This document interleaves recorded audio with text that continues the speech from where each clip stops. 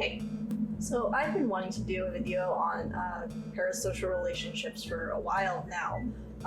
They've always interested me, the whole history around parasocial relationships, because we all think of this as a relatively new phenomenon, right? Are parasocial relationships a new thing? We hear influencers all the time talk about bad fan experiences or stalkers or crazy people trying to harass them in DMs or something. But I watched a video and I learned that the first known recorded instances of parasocial relationships was actually recorded in an account of a stalker of Queen Victoria, and she had a friggin' stalker. Popular as the question is, are parasocial relationships a new thing? I think the answer has definitely been answered of no, it's not. It's way older than the internet and anything like that, even though we are just now starting to talk about it with the internet in context, because of the personal nature that influencers have with their audiences. So I was thinking about it, and I think that my guess, my educated analysis tells me that the first parasocial phenomena in a modern context, so the birth of the modern parasocial relationship, the genesis of what we think of when we think of this relationship, that a star or celebrity, person of authority, is actually not with streamers or influencers, even though we are just now starting to talk about it now. Actually, I think it was back in the 1960s with the Beatles. So I just wanted to discuss the similarities between the two, because I think the relationship that they have is interesting, looking towards the past to try to analyze or rationalize the present, or that type of thing. 1963, Brian Epstein is happy with the new band that he just signed, a local Liverpool band, because they're getting extremely popular in Europe. So just in time for 1964 and the Beatles touring in America for the first time. You can watch interviews at the time, and the Beatles are charismatic. They're funny, and they kind of cut the bullshit. In a recent article, Time magazine put down pop music, and they referred to Day Tripper as being about a prostitute, and Norwegian Wood as being about a lesbian. Now, I just wanted to know what your intent was when you wrote it, and what your feeling is about the Time magazine criticism of the music that is being written today. Well, you're just trying to write songs about prostitutes and lesbians, that's all. Based. What kind of girls you... I don't know whether you know, but Mr. Edward Heath, the Lord Privy Seal, has said that he couldn't distinguish the other night what you were saying as Queen's English. Are you going to lose some of your Liverpool dialect for the Royal Show? No, we don't all speak like BBC. We don't all speak like that, do we? Fine, come up north. Well, with that, all I can do. What's your real name? Richard, Richard. How did the Ringo come about? because I wear 4 rings. Wow. Fair enough, yes. Let me ask you quickly, if you... And they also spoke with their own native accents, which when you think about it, at that time, a lot of British actors on their own television shows, and when they went across the waters, they would change their accent so that it would sound like a posh sounding accent, right? You wouldn't want a lower class accent. They all got nicknames. The cute one, the funny one, the smart one. They were in freaking Tiger Beat. You know what I mean? They're like in teen magazines. And I have to mention the freaking weird merch. I think the idea was to have merchandise that was as close as you could get, or a realistic way to symbolize the act of owning a piece of the Beatles, because this weird merch, you could buy Beatle hair, and I'm not just talking about the wigs. You could buy, there's this picture of friggin' a clump of hair sealed in a plastic box. It's the Beatles' hair. There you go. I remember also like there's like just things that have kind of weird connotations if you think about it now. And this stuff was all intentional. You have to keep in mind that like they were, of course these are more or less their genuine personalities. You also have to consider the fact that at this point they would have received whatever media training there was for the time. So it's also very intentional that they were basically encouraged to act this way because they would get laughs. It all worked with the merchandising that also is associated with Beatlemania and the rise of the Beatles' popularity in 1963, 1964. It was called Beatlemania because these guys would they would stop, they would close almost whole cities down, I think, if not whole cities. Like, look at how many people are there. And this is all the press that's on the tarmac. Look at them. Tell me this isn't looking like... spread among the near hysterical crowd. This truly is a social document for our time. Like, this is nuts. Look at this. Like, and this is at the airport. 40 young ladies fainted. Oh my god. Girls fainting and screaming and all of that stuff. Those crowds are crazy. And that was just at like an airport. Like imagine like whole streets just getting eaten up by this mob of like bodies. But even though they eventually rebrand, the Beatles still have to deal with the consequences of having this intense fame revolving around a manufactured relationship between the band and its teenage youth audience. Peace and love, peace and love. I want to tell you, please, after the 20th of October, do not send fan mail to any address. I'm warning you with peace and love, but I have too much to do. So no more fan mail. Thank you, thank you. I forgot that he says that. So he later stated that that wasn't the case. He wasn't just too busy. Well, I mean, I imagine he's pretty busy. It was actually because he was finding out that more and more people were sign things, like paparazzi would go and they'd get Ringo to sign stuff. And Ringo was finding out that they would then just put it all on eBay and sell it to make a quick buck. And because they're paparazzi, they also have evidence that it's authentic, and it's just, he was getting taken advantage of. So that's why he decided not to answer and sign any more fan mail. He was just strictly going to sign things for charity. Go off, King. Go off. But in 1971, John was famously stalked by a homeless person, and he was clearly also mentally unwell.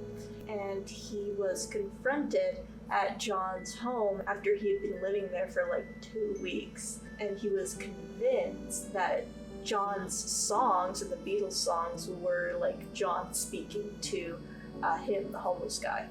Because they were so he's there. The songs. That's how he felt. Don't confuse the songs with your own life. He tells him, I'm not your friend. Stop being parasocial, bro. I mean, they might have relevance to your own life. A lot of things do. So we met, I'm just a guy, man, who writes songs. It don't fit. Anything fits. If you're tripping off on some trick, it fits. Oh my god. Or are you going to carry that weight for a long time? That was That's just... Paul saying that. But that belongs to all of us. He's indulging, he's talking to him, and it's just like, nah, dude, that's wrong. This is like such a weird, crazy confrontation. Like, don't you see the similarities to how John is interacting here and like influencers today? And just like calmly explaining like whatever you've imagined, or unfortunately John alluded to it there, but he probably had some either mental illness or drug related like a psychotic break. Particularly lucid. How could I be thinking of those? Maybe that would cure me, but it's all something. I'm thinking about me or a bestial, but it's a love song. That's listening to the dream. Invites him in, gives him breakfast.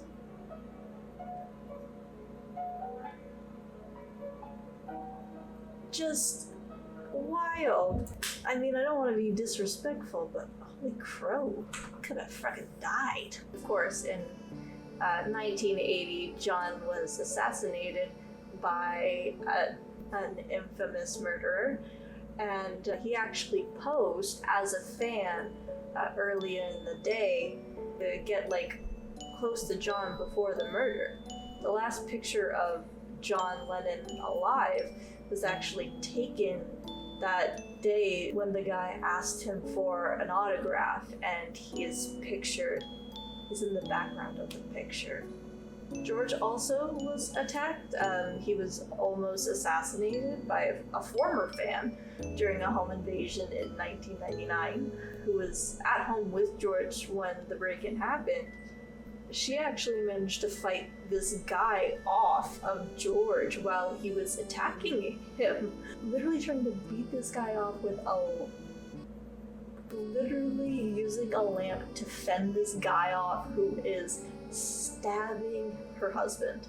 And luckily they were able to call the police during the whole ordeal to be rescued and arrested the guy, obviously. And they were eventually able to recover from their pretty severe injuries. George had a punctured lung. All the Beatles have stories of fans treating them extremely parasocially, receiving death threats, girls screaming at them, and even like high-key sexually assaulting them in broad daylight at fan meetups at wherever they were. Like, dude, that's not okay. Like, that's not consent. And it's in the news a lot now about fans throwing things on stage at concerts in order to get like the artist to notice them or whatever. The Beatles dealt with this a lot, just people running on stage to like, there's this footage of a guy rushing John. Like, look at this, a guy runs up, grabs him,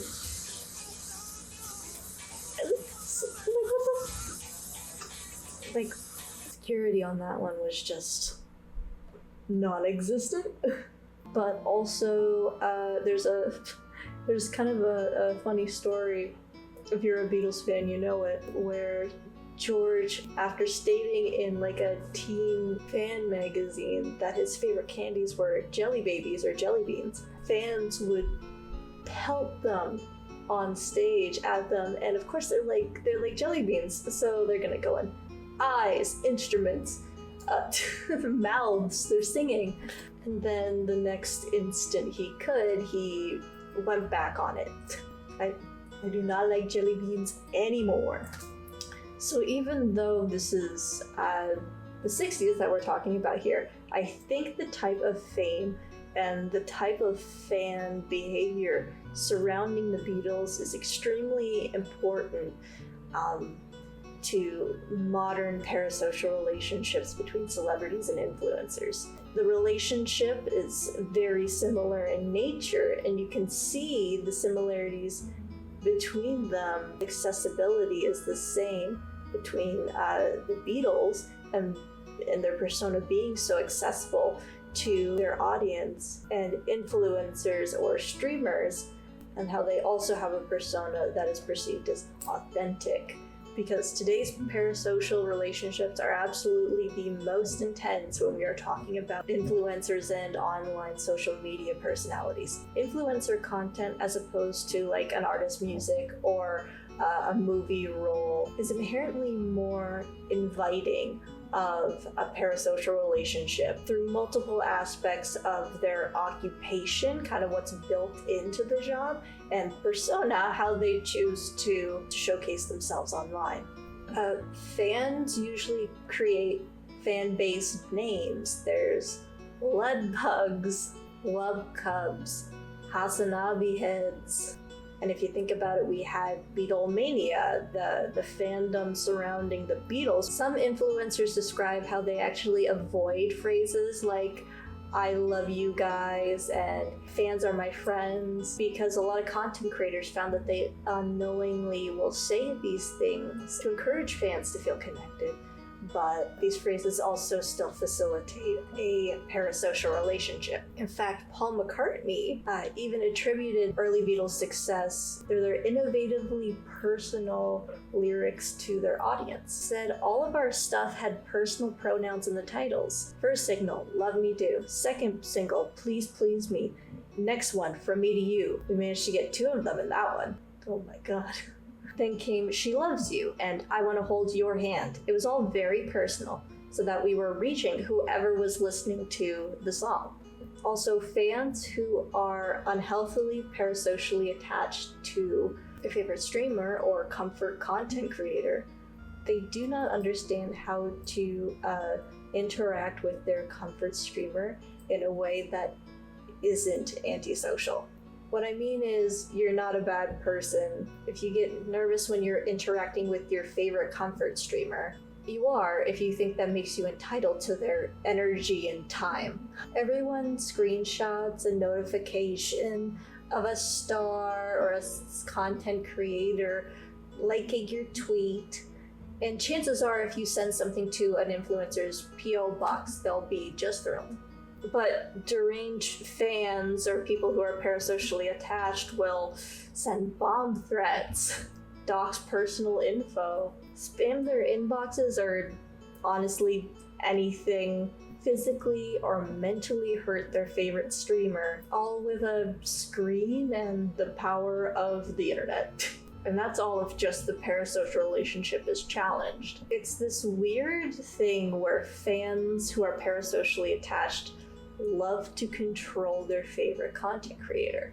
And it's so easy to get attached to someone who talks directly to you on your phone screen, and comparatively to mainstream celebrities are way easier to contact.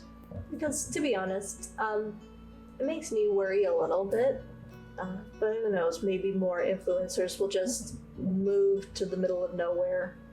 Like quite a few streamers and YouTubers now. Also like Paul McCartney. Actually, that might have been why he publicly didn't have any assassination attempts or anything like that. He just lived on a farm in the middle of nowhere. Dark thought. Dark thought.